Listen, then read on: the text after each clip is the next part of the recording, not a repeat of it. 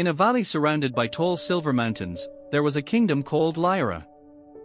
Unlike any other place in the world, the night sky above Lyra was alive. The stars could speak.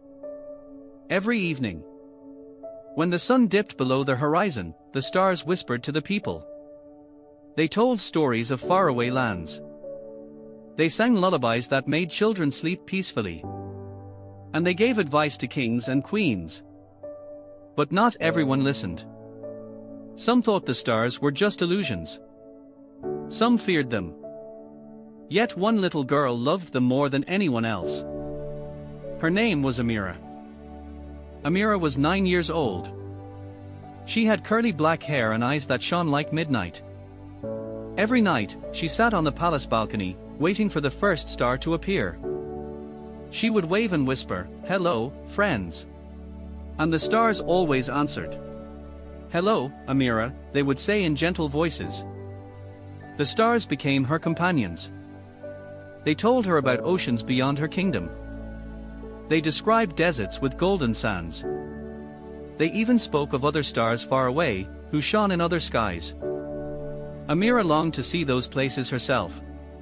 "One day, will you take me there?" she asked. The stars twinkled. "Perhaps," they said mysteriously.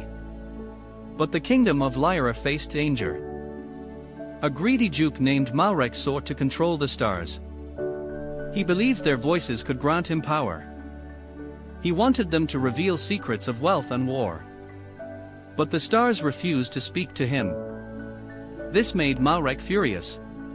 "If they will not obey," he snarled, "I shall trap them." He built a great iron tower. At the top, he placed a black crystal.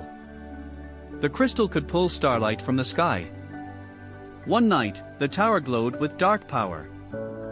The stars screamed. Amira woke in terror. She ran to the balcony. Half the stars had vanished from the sky. The others flickered weakly.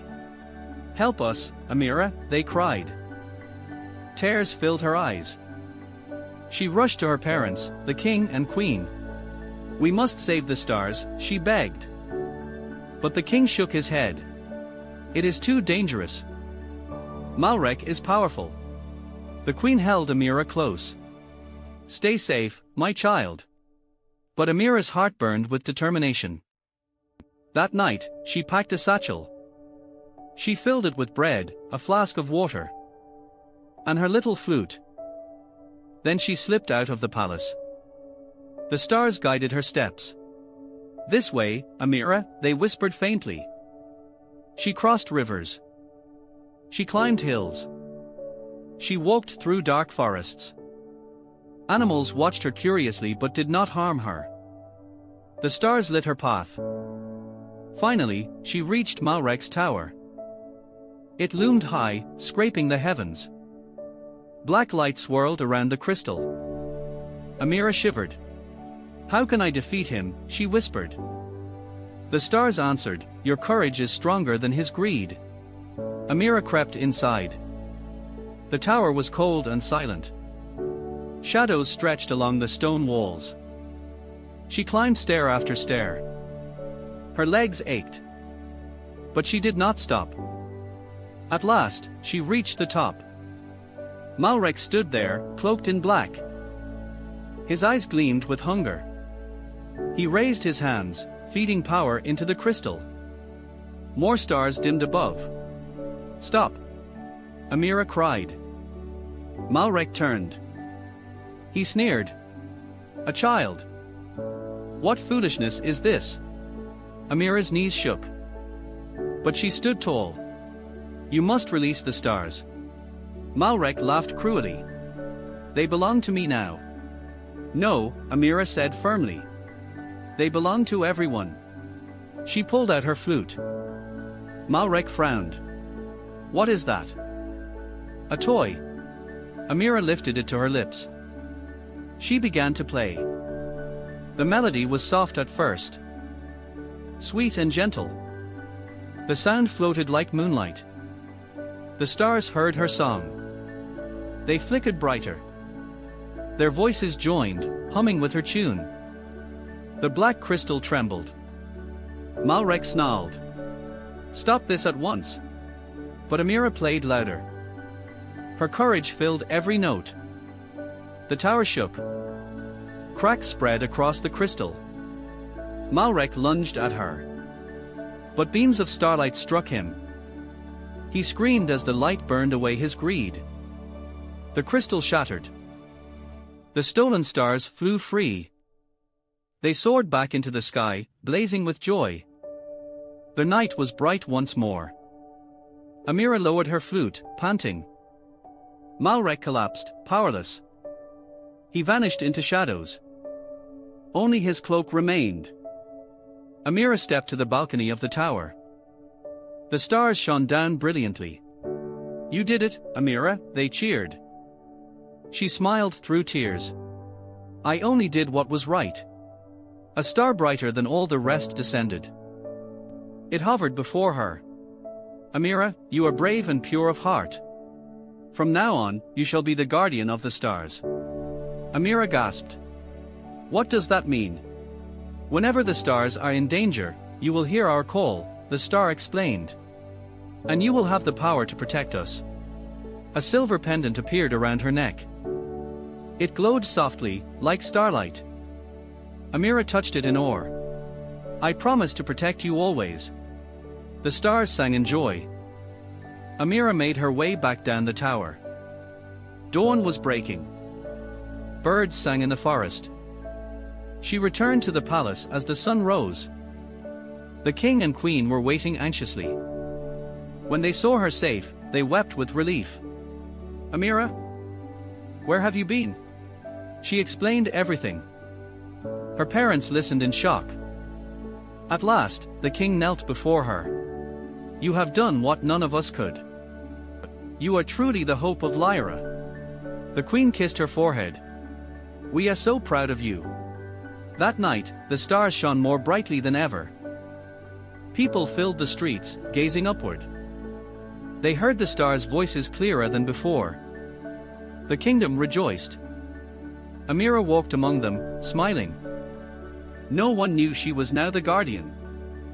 Only she and the stars shared that secret. Days turned into weeks. Amira continued her life as a princess. She studied with tutors. She played with friends. She helped the poor. But at night, she always spoke to the stars. They told her stories of far-off places. They warned her of dangers. They comforted her when she was lonely. One evening, the pendant glowed. Amira looked up sharply. "What's wrong?" she asked. The stars whispered urgently. "A storm of shadows is coming. Beyond the mountains." Amira's heart pounded. She knew her duty was not over. She packed her satchel again. This time, her parents did not stop her. They knew she had a greater calling. She kissed them goodbye. Then she set off beyond the mountains. Her pendant guided her steps. The journey was long. She crossed icy rivers. She braved howling winds. She slept beneath ancient trees.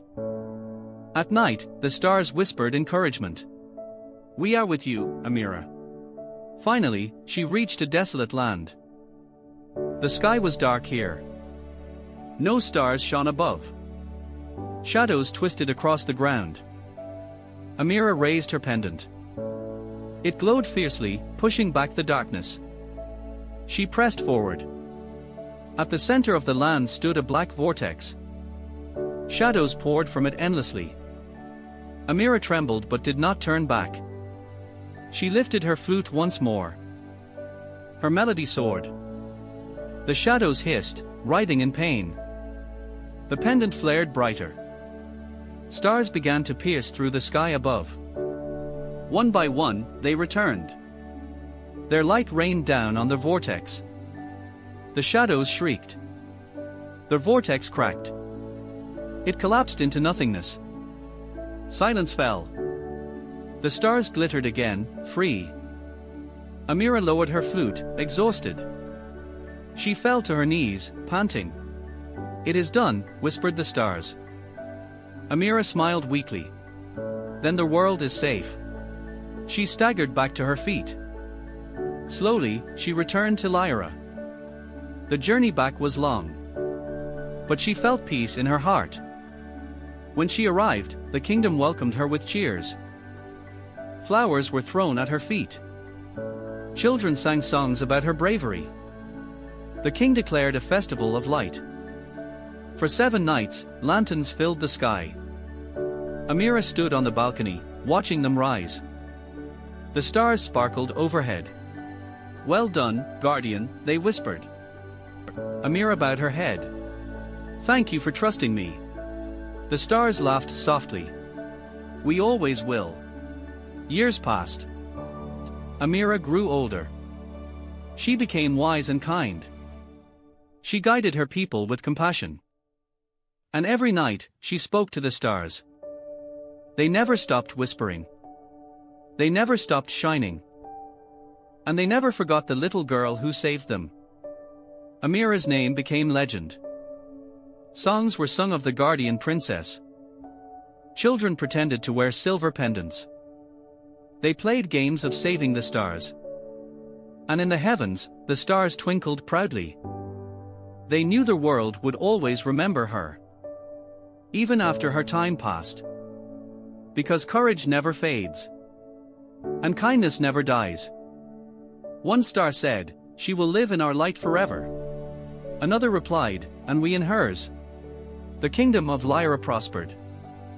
Peace reigned. Love blossomed. The stars continued to sing. And the people always listened. The end.